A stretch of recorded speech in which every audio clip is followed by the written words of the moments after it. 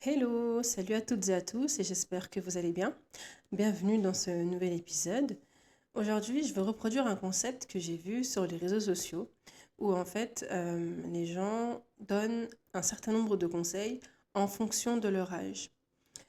Moi qui viens d'avoir 24 ans, ça va être 24 conseils, 24 points que j'ai pu apprendre jusqu'à maintenant.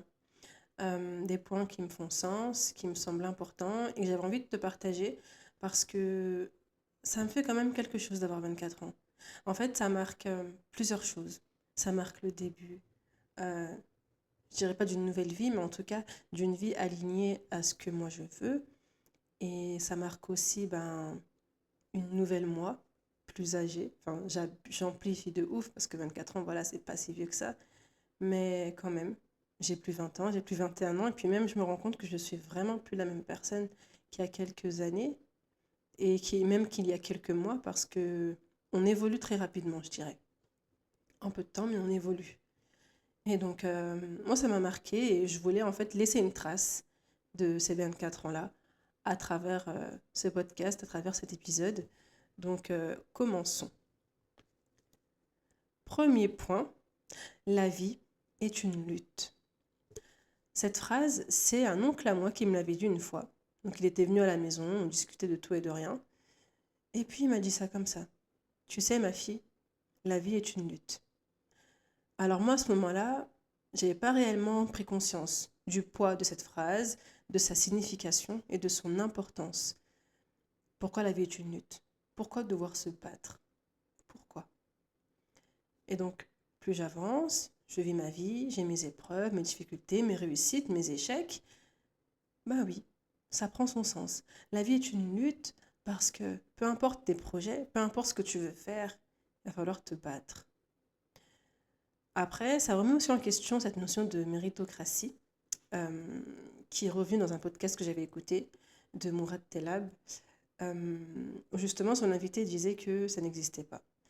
Et je parle de ça parce qu'en fait, quand on se dit il faut se battre pour avoir ce qu'on veut parce que la vie est une lutte, on peut croire qu'on peut tout réussir à condition qu'il faut se battre.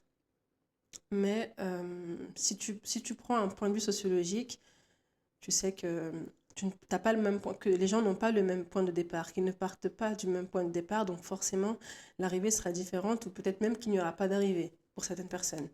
Mais bref, je m'éloigne un peu du sujet, ou pas, je ne sais pas, mais, euh, mais ce que je voulais dire, et ça je le ressens vraiment ces derniers temps, c'est que peu importe ce que tu veux faire, tu dois lutter. Et même pas forcément quelque chose de grand, pas lutter pour une cause énorme, mais juste lutter à l'intérieur de toi, à l'intérieur de tes pensées négatives, enfin de ton cerveau, de ton esprit, lutter justement contre tes pensées négatives, lutter contre toi-même, contre ton côté un peu mauvais. Enfin voilà, la vie est une lutte en fait de manière globale et locale, si je peux dire ça comme ça. Mais c'est beau parce qu'à la fin, t'en ressors toujours grandi, peu importe le résultat, tu apprends toujours quelque chose. Donc voilà ce que j'ai à dire sur ce premier point-là. Deuxième point, le choix des amis. Alors j'ai dit ça parce qu'en fait, ces derniers temps, je tombe très souvent sur des vidéos qui prônent d'une certaine manière l'importance de son entourage. Et ça c'est vrai. Parce qu'en fait, l'entourage, ça joue énormément sur ta vie. Clairement. Ça joue sur ta perception des choses, ça joue sur ton comportement, ça joue sur ta manière de t'exprimer, juste même d'être, sur ta personnalité, sur ton éducation, entre guillemets, parce que enfin, tu as l'éducation que tu reçois, donc une éducation spirituelle, et puis tu as ta propre éducation. C'est ce mélange de tout ça, qu'est-ce que tu en fais, qu'est-ce que tu prends, qu'est-ce que tu gardes, qu'est-ce que tu ajoutes, enfin voilà, qu'est-ce que tu retires. Bref, tout un mélange. Et bien s'entourer, c'est je dirais même pas que c'est la cerise sur le gâteau, mais en fait, euh, ça va te permettre, pardon, de t'apporter de très bonnes fondations et des bases solides pour être une meilleure personne et pour avancer dans ta vie. Il y a même des gens, par exemple, qui préfèrent ne pas avoir d'amis du tout, ou alors en avoir très très peu. Puis même, je dirais même qu'en fait, ça se fait très naturellement. Le tri se fait très naturellement. Parce que quand tu es jeune, tu parles avec plein de personnes, tu es à l'école, tu es au lycée, tu es au collège, t'es, tu fais du sport après le collège, enfin bref, tu en fais des rencontres. Mais plus tu grandis, plus ton cercle d'amis se restreint, et finalement, ceux qui restent, ce sont probablement, enfin même principalement, je dirais, les personnes qui te ressemblent et avec qui vous avez des valeurs en commun, des valeurs communes. Donc forcément, ça peut faire peu, mais vaut mieux la qualité que la quantité. Et j'en profite également pour remercier moi, toutes mes vraies copines, toutes mes vraies amies. Peu importe comment on s'est rencontrés, peu importe depuis combien de temps on se connaît. Mais franchement, je vous aime énormément, chacune, chacun. Parce que sans vous, je pense que je ne me serais pas relevée d'une certaine manière par rapport à certaines épreuves. Je pense que j'aurais pas grandi aussi. Et ça aussi, c'est accepter aussi la place qu'ont les autres dans notre vie et leur place un peu d'éducateur, d'éducatrice. Parce qu'on s'éduque entre nous. Et sans vous, clairement, je ne serais même pas en train d'enregistrer ce podcast parce que clairement, j'aurais écouté mes peurs et je me serais limitée dans mes actions. Ça, c'est clair. Donc voilà, merci à vous et restez comme vous êtes en fait, parce que vous brillez. Troisième point, écouter son cœur et son intuition. Ça, c'est quelque chose de très important et d'ailleurs que j'ai retrouvé dans la lecture du livre de Paulo Coelho, L'Alchimiste. C'est un livre, enfin, c'est une histoire assez philosophique, mais en même temps, il y a des enseignements très, très, très forts. Et justement, dans l'enseignement autour de l'intuition et dans le fait d'écouter son cœur. Pourquoi? Parce qu'en fait, le cœur sait déjà.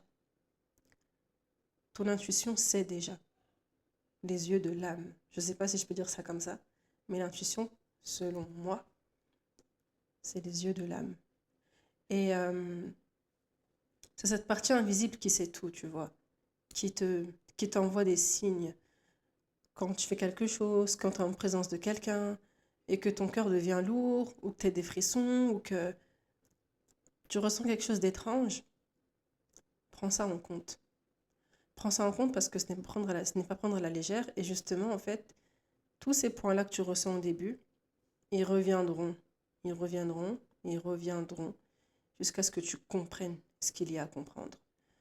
Donc, je ne vais pas aller plus loin que ça parce que je trouve déjà que c'est un sujet qui doit être traité enfin, de manière à part entière parce que il y a beaucoup de choses à dire, beaucoup d'exemples à donner. Mais vraiment écouter son cœur, ça peut paraître tellement bateau, mais sincèrement, c'est ce qu'il y a de mieux à faire. Euh, et puis surtout, ça donne le courage de faire les choses. Parce que parfois, on peut être amené à prendre des décisions qui ne sont pas forcément en accord avec les attentes que l'on a de nous.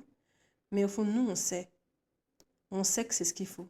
On sait que c'est ce qu'il y a de meilleur pour nous. Et peut-être que les gens en face de nous n'ont pas forcément cette vision-là.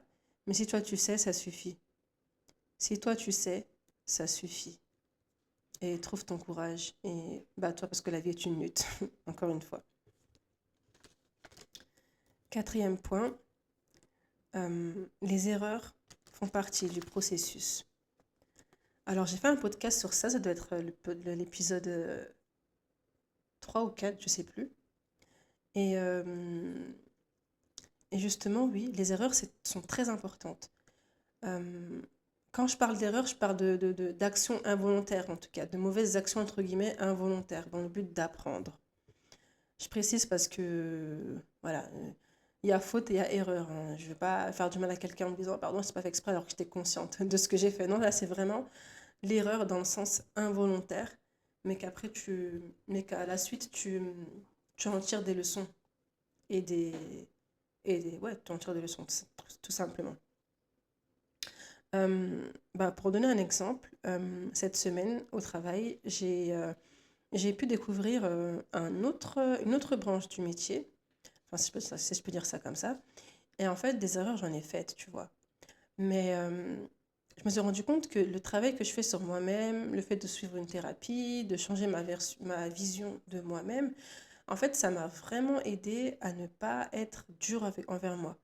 Et d'ailleurs, ça fait référence à mon podcast sur notre discours intérieur. Et donc, je me suis beaucoup encouragée et j'ai vraiment lâché prise dans ce truc de perfectionniste. Même si je sais que je l'ai encore, ça partira peut-être pas, mais en tout cas, ça diminue. Mais pour moi, je devais faire le moins d'erreurs possible et être parfaite. Mais au final, des erreurs, j'en ai faites. Et lors du feedback, donc c'est une sorte de réunion avec le responsable qui m'a formée, je lui ai dit que j'avais une certaine pression parce que voilà, je voulais pas te décevoir, je voulais faire les choses correctement. Mais au final, je me suis rendu compte que grâce à mes erreurs, en fait, tu m'as enseigné beaucoup de choses. Et en très peu de temps, en une semaine, et je suis pas non plus là, j'ai pas atteint le stade voilà, de connaissance ultime, mais j'en ai appris des choses parce que j'ai fait des erreurs. Et justement, ça, c'est un point qui l'avait vraiment frappé. Il m'a dit, mais c'est très bien, et continue de faire des erreurs, et continue d'apprendre. Et ça, c'est vrai. Et les erreurs font partie du processus, parce que sans erreur, en fait, à quel moment tu deviens plus fort, plus forte, plus compétent, plus compétente, plus sûr de toi, tu vois? Parce que si tu réussis tout du premier coup, bah, c'est un coup de chance. Ou comme le disait Paulo Coelho dans son livre, c'est la chance du débutant. Mais après qu'est-ce que tu apprends? Qu'est-ce qui t'est enseigné? Et n'ayons pas peur d'avoir fait des erreurs dans notre vie. Surtout que on a été jeune, on est encore jeune. Et des erreurs, en fait, ça va faire partie, ça va nous suivre. Mais justement, ça va être maintenant comment tu vas accueillir ces erreurs et comment tu vas avancer avec. C'est ça aussi la question. C'est est-ce que tu restes coincé en arrière et que tu te dis j'ai fait ça, ça en vaut pas la peine? Ou est-ce que tu comprends que ça fait partie de ton processus de vie, de ton parcours, et que maintenant tu sais ce qu'il y a à faire et ce qu'il n'y a pas à faire, tu t'améliores et tu continues ton chemin. Donc voilà, parce qu'en fait je pense que on est beaucoup, et peut-être que certains ou certaines vont se reconnaître, on est beaucoup à culpabiliser pendant très longtemps par rapport à des erreurs du passé. Mais si tu réfléchis bien, sans ces erreurs-là, tu ne serais pas la personne que tu es aujourd'hui. Et normalement, si tout se passe bien, tu devrais, je sais pas comment dire, tu t'es amélioré, pardon, par rapport à cette époque où tu faisais des erreurs, où tu as fait cette erreur en particulier, bref. Tu t'es amélioré, tu es devenu une meilleure personne et tu vas continuer de t'améliorer. Donc pourquoi tu culpabilises? Ça devait se passer comme ça, tout simplement. Cinquième point, dans tout ce que tu fais, le sens est important. Alors, ça c'est quelque chose, le sens, que j'ai cherché pendant très longtemps. Euh, Moi, pendant mes études, j'étais tout le temps en quête de sens. À quoi me sert ce cours? Est-ce qu'il va me servir pour mon avenir professionnel? Qu'est-ce que je vaux sur le marché du travail? Est-ce que ça en vaut la peine? Est-ce que j'en vaut la peine? Bref, un tas de questionnements euh, tournaient dans mon esprit, se formaient dans mon esprit. Et très rapidement, en fait, en l'absence de sens, c'était très difficile pour moi de vivre. Vraiment, genre, j'amplifie pas le truc, hein, mais vraiment, genre, quand tu sais pas pourquoi tu es là, quand t'as pas de motivation, de moteur, de pourquoi émotionnel, euh, la vie peut très rapidement devenir pesante. Après, bien sûr, j'ai conscience qu'il y a des situations beaucoup plus dures, beaucoup plus difficiles dans la vie. Des personnes vivent dans la guerre, tout ça. Et voilà, c'est pour ça que je mesure un peu mes propos. Mais à mon échelle, en tout cas, l'absence de sens, je l'ai vécu très, très, très difficilement. Et donc, ça fait que j'ai fait plein de choses pour trouver du sens, pour être sûre enfin, comment je peux dire ça, de m'assurer un avenir clean, propre, en sécurité, enfin bref. Ça fait écho, encore une fois, à mon épisode Les erreurs font partie du processus. J'en ai fait j'ai des erreurs, j'en ai fait des choses, mais tout ça parce que j'étais en quête de sens. Et finalement, je me suis rendu compte qu'en fait, tout ce qu'il fallait, c'était patienter. Patienter et avoir confiance. C'est plus facile à dire qu'à faire, mais ça, c'est une prise de... Enfin, c'est une analyse, je dirais, qui m'est venue avec le temps, hein, en prenant du recul. Parce que c'est sûr que que tu vis dans ta situation où tout est compliqué, où tu n'as pas de sens, tu ne comprends pas ce qui se passe, à prendre du recul. Si je te dis prendre du recul, tu vas me dire, mais qu'est-ce que tu me racontes? Là, je suis en train de souffrir. Là, je veux comprendre ce qui se passe, je veux m'en sortir. Puis après, tu t'en sors et après, Tu réfléchis à ce qui t'est arrivé et tu t'assembles toutes les pièces du puzzle et tu te dis, ok, j'ai compris. Mais en tout cas, ce qu'il faut retenir, c'est ça. C'est d'avoir du sens dans ce que tu fais. Parce qu'en fait, si tu n'en as pas, ça va être très compliqué de te réveiller tous les matins et d'avancer, tu vois. Après, je pense que c'est quand même, comme on dirait en anthropologie, un rite de passage, cette absence de sens. Parce que si tu n'as pas cette absence de sens, tu ne vas pas aller à la quête de ça, tu vois. Mais c'est dans le manque qu'on cherche à combler quelque chose. Donc, ça fait partie du processus. C'est un rite de passage, je pense, qui doit être vécu, ou qui est vécu par la majorité des gens. La majorité des gens, pardon. Parce que oui, si tu n'as pas de sens, bah, tu vas en chercher. Si tu n'as pas une chose, tu vas aller la chercher. Parce que la vie est une lutte. Encore une fois, tout s'assemble. Mais voilà, c'est important et vraiment, en fait, tu sens la différence de quand ce que tu fais a du sens pour toi ou pas. Et clairement, ça va te donner le courage aussi d'assumer ce que tu fais, d'assumer tes décisions, d'assumer la personne que tu es, parce que toi, ça te fait sens. Et c'est ça le plus important. C'est qu'est-ce que ça t'apporte à toi et est-ce que ça te fait sens. Si c'est oui, tu n'as pas à te justifier. Tu n'as pas justifié ta paix. Tu n'as pas justifié ton sens. Ça t'appartient, tout simplement. Numéro 6. Le passé, le présent et le futur. Apprendre à vivre au moment présent. Alors, ça, c'est je dirais une loi universelle, je sais pas, enfin, je vais un peu loin peut-être, mais vivre au moment présent, moi, c'est quelque chose euh, que j'ai pris du temps à mettre en pratique. Hum, Après, quand je réfléchis, je me dis que c'est quelque chose que j'ai pris du temps à mettre en pratique parce que bah, avant, ma vie n'était pas comme aujourd'hui. Donc forcément, avant, c'était impossible pour moi de faire ça parce que j'avais pas de vision claire sur mon avenir. Alors qu'aujourd'hui, Dieu merci, je suis en train de le construire à ma façon. Donc ça fait référence à mon podcast, La construction du temps. Ce que je veux dire par là, c'est que, et ça c'est une phrase qui revient souvent dans l'histoire de Virginia Sinet. Allez la suivre sur Instagram, vraiment. Une femme très très inspirante. Et c'est grâce à elle que je suis clairement en train de faire mes podcasts parce qu'elle me donne du courage à travers sa vie tout simplement. Elle cite souvent cette phrase, hier n'existe plus, demain n'existe pas encore, et donc ce qui reste c'est le présent, aujourd'hui. Donc fais ce que tu as à faire en fait. J'ai pas cité la phrase mot pour mot parce que je la connais pas par cœur, mais en tout cas le sens est là. L'idée c'est de se dire ok, hier ça n'existe plus. Donc pourquoi je pense, pourquoi je culpabilise? Demain ça n'existe même pas encore. Je ne sais pas de quoi sera fait demain. Je ne sais pas de quoi il fait demain. Je ne sais pas ce qu'il va se passer. Mais ce que je sais là, c'est ce que je suis en train de faire maintenant. Et c'est ça le plus important. Parce que très clairement, ce que tu fais maintenant va influencer ton, ton demain, tu vois. Mais ne fais pas les choses trop dans l'anticipation. Après, il y a certains cas où voilà, faut se poser, il faut. Voilà, c'est ça. Mais n'oublie pas que tu es en train de vivre là maintenant. Et je pense que c'est là qu'il faut trouver une certaine nuance, un certain équilibre entre je vis ma vie au moment présent, je ne me prends pas trop la tête sur ce qui se passe demain, mais en même temps, je cherche quand même à anticiper mon avenir, histoire de ne pas me retrouver perdue. Genre, si je prends un exemple, imaginons voilà, que tu es dans tes études et tout.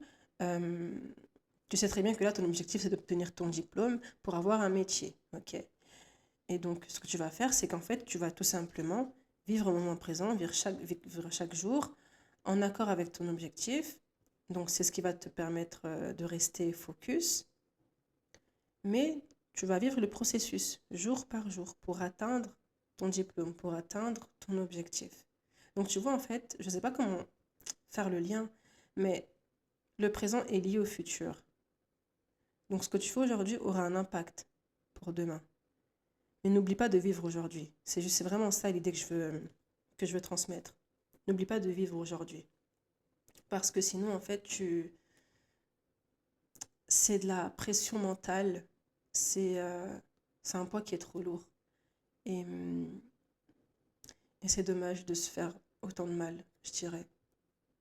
Après, c'est plus facile à dire qu'à faire, mais moi, je pense que c'est quand même une leçon de vie, ou en tout cas une manière de vivre qui s'apprend et qui vient avec le temps. Qui vient à un moment où t'es prête à vivre au moment présent, tu vois. Après, oui, je dirais aussi que c'est beaucoup plus facile quand les choses s'éclaircissent, quand les choses deviennent un peu plus claires, quand tu trouves du sens à ta vie, quand tu apprends à te connaître, quand tu fais des choses que tu aimes. Donc forcément, vivre le moment présent, c'est facile, entre guillemets, parce que là, tu fais ce que tu kiffes. Mais quand t'as pas de sens à ta vie, quand tu ne sais pas ce que tu as à faire ou quand tu fais rien, et c'est pas une critique, mais c'est juste un fait, parce que moi, ça m'est arrivé. Il y avait un moment donné dans ma vie, je faisais rien, parce que elle avait pas de sens et je ne savais pas comment lui en donner. Bah forcément, vivre le moment présent, c'était dur parce que j'aimais pas ma vie, tu vois. Aujourd'hui, Dieu merci, avec la patience et avec le temps, Dieu me permet de construire ma vie, entre guillemets, en fonction de ce que je veux, de ce que je ressens, parce que j'écoute mon cœur et mon intuition. Bah forcément, ça fait toute la différence. Et vivre le moment présent, c'est un kiff. C'est un cercle vertueux, tout simplement. Numéro 7. Tu reçois ce que tu donnes. De l'amour, de la bienveillance, de la douceur, etc. Alors, pourquoi je dis ça? Parce qu'en fait, euh, c'est bizarre, mais j'ai très longtemps été surprise par l'environnement bienveillant, euh, l'environnement lumineux aussi, dans lequel je me retrouve. Principalement au travail. J'en ai parlé avec ma thérapeute dans l'une de mes premières séances. Je lui ai dit, en fait, tu sais, moi, je comprends pas. C'est pas que c'est bizarre, mais tout le monde au travail est très bienveillant avec moi, très doux, très dans la communication. Ça se passe super bien. Il y a une très bonne ambiance de travail et tout, non, non, non, non. Et elle me demande, et toi, comment tu es? Je lui ai dit, bah, moi, je suis moi-même. J'aime beaucoup être douce avec les gens, être dans la bienveillance. Si je peux leur aider, je les aide. Enfin, voilà, j'ai mes défauts, c'est sûr et certain, mais voilà, je veux être une bonne personne pour moi et pour les autres. Et en fait, elle m'a fait comprendre que mon environnement, c'était tout simplement celle que j'étais à l'intérieur de moi. Que je recevais ce que je donnais et je m'en rendais même pas compte. Parce qu'une fois, je lui ai même dit, en fait, je sais pas si je mérite tout ça. Toute cette bienveillance, tout cet amour, tu vois. Je lui ai dit, je sais pas si je mérite tout ça, parce que qu'est-ce que j'ai fait, moi, pour mériter tout ça? Bah, en fait, ce que j'ai fini par comprendre, c'est que ça venait déjà de moi, de base. Ça venait de l'intérieur, de mon intérieur. Et donc, forcément, eh ben, je recevais ce que je donnais. Et attention, je veux juste faire une nuance. Ne donne pas quelque chose dans l'objectif de recevoir. Tu donnes pour donner, tu vois. Mais là, justement, c'était ça. Moi, je donnais pour donner, mais sans arrière-pensée, sans attente en mode, ouais, j'ai été gentille, il faut qu'elle soit gentille. Non, c'est vraiment naturel.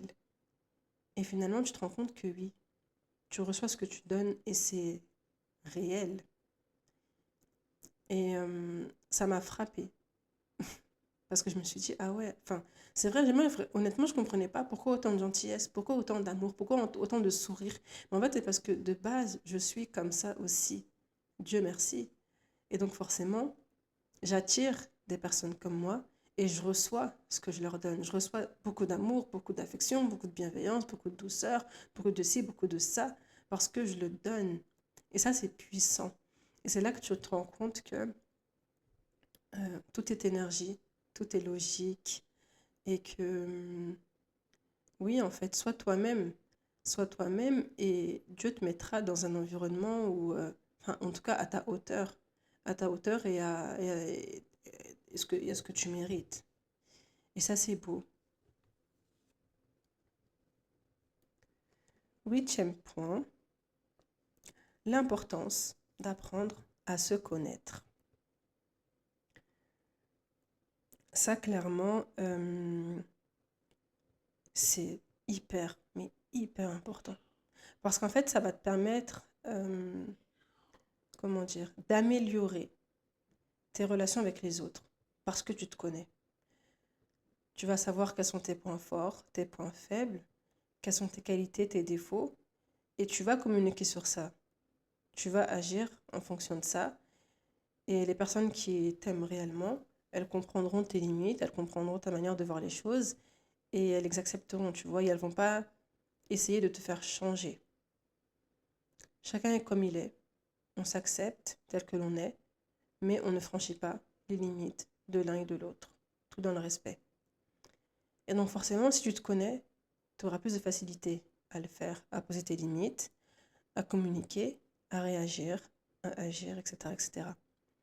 Par exemple, moi, je savais pas. Enfin, je l'ai appris il y a quelques mois déjà, mais je ne savais pas ce que c'était que les SPM. Et je ne savais pas que ça pouvait influencer, impacter mon humeur, ma manière de voir les choses, mes pensées. Enfin bref, moi, je n'étais pas au courant. Et donc, il y a toujours une partie, il y a toujours une période dans le mois où j'ai l'impression que je suis au bout de ma vie et que tout va s'effondrer. Mais en fait, ce sont juste les SPM. Et en tant que grande drama, tu vois, c'est pas facile à vivre, clairement. Et donc, mes SPM font que, voilà, je ressens les choses fois 10, je suis très fatiguée, je suis très irritable, j'ai envie de dormir tout le temps. Enfin, ouais, c'est pas facile à vivre. Mais justement, c'est en apprenant ça, et en apprenant à me connaître et à identifier à quelle période de mon cycle je suis, que du coup, je peux me justifier envers les personnes en face de moi et leur dire, bah là, je t'avoue que en ce moment, ça va pas. C'est pas contre toi, mais c'est parce que voilà, il se passe ça dans mon corps en fait. C'est pour ça que je vais pas bien. Mais encore une fois, ça ne justifie pas le manque de respect. On ne manque pas de respect à quelqu'un juste parce qu'on est en période SPM. Non, la politesse, voilà. Et l'éducation, pardon, ça compte. Mais voilà, ce que je veux dire, c'est qu'en fait, si tu connais tous ces trucs-là autour de toi, que voilà, qu'il se passe des choses dans ton corps, et que donc forcément, ça va impacter ton humeur, impacter ta manière de voir les choses, impacter ton comportement, et ben c'est plus facile de te justifier. Donc, on va pas t'attribuer une personnalité négative, mais c'est juste que là, à ce moment-là, ça va pas bien dans ton corps, dans ta tête, tu te sens pas bien, mais ça va aller mieux, c'est temporaire. Donc, bref, c'était juste un petit exemple pour illustrer l'importance de se connaître. Et puis, neuvième point, et je pense que je vais continuer dans un autre épisode, sinon ça va faire très long. Neuvième point, c'est oser, même en ayant peur. Et ça, c'est quelque chose qui me fait sens, parce que la peur, elle est présente. C'est un sentiment quand même que l'on ressent et qui peut paralyser à un certain degré. Mais en tout cas, elle est présente. Et je trouve que c'est très courageux de faire des choses, même en ayant peur. Je repense par exemple à ce projet podcast. Moi, je sais que ça m'arrive encore aujourd'hui. Bah, juste le fait de devoir installer mon micro et mettre mon casque et parler, parfois je stresse. Parfois j'ai ce petit truc qui fait que, voilà, c'est stressant. Mais après, je le fais parce que je kiffe. Après, bien sûr, en faisant, le stress diminue, la peur diminue et après, ça devient beaucoup plus fluide. Mais par exemple, je sais que demain, si j'ai un invité, une invitée, je vais avoir peur. Je vais avoir peur parce que voilà, c'est ce stress, c'est une nouvelle manière de faire un podcast avec une invitée, avec un invité. C'est voilà, c'est oser s'exprimer de manière spontanée, de manière naturelle devant quelqu'un. C'est oser assumer ses idées, ses opinions. C'est pas un exercice facile, mais c'est courageux parce que certes, j'ai peur, mais j'ai envie de le faire. J'ai peur, mais je vais le faire, tu vois. Et forcément, en fait, ton estime personnelle, elle va augmenter parce que tu t'es pas limité à ta peur. Tu l'as affrontée. Donc, osons. Osons, et encore une fois, ça revient au point numéro 2 sur le choix des amis. C'est entourez-vous de personnes qui vont vous encourager. Entourez-vous des personnes qui savent que vous avez peur, mais qui vont vous dire allez-y parce que je sais que c'est ce qu'il te faut. Fais-le, en fait, qui voient, entre guillemets, votre potentiel plus que vous ne le voyez. Donc, ouais, voilà, non, osons. Osons parce que si j'avais pas osé, là, il y a quelques mois, si j'avais pas décidé de relancer ce projet podcast et d'en faire assez régulièrement, je serais pas en train de kiffer ma vie. Et franchement, kiffer sa vie, c'est pas forcément faire des choses énormes, mais c'est juste à ton échelle, faire ce qui te plaît et faire ce qui te fait kiffer, quoi. Donc, voilà. J'espère que ces 8 premiers points, 9 premiers points, pardon, t'ont, t'ont fait sens. N'hésite pas à me laisser un commentaire, que ce soit sur Spotify ou sur YouTube. Ça dépend de la plateforme dans laquelle tu écoutes cet épisode. En attendant, je te fais plein de bisous et on se dit à la prochaine pour la partie 2. Bye!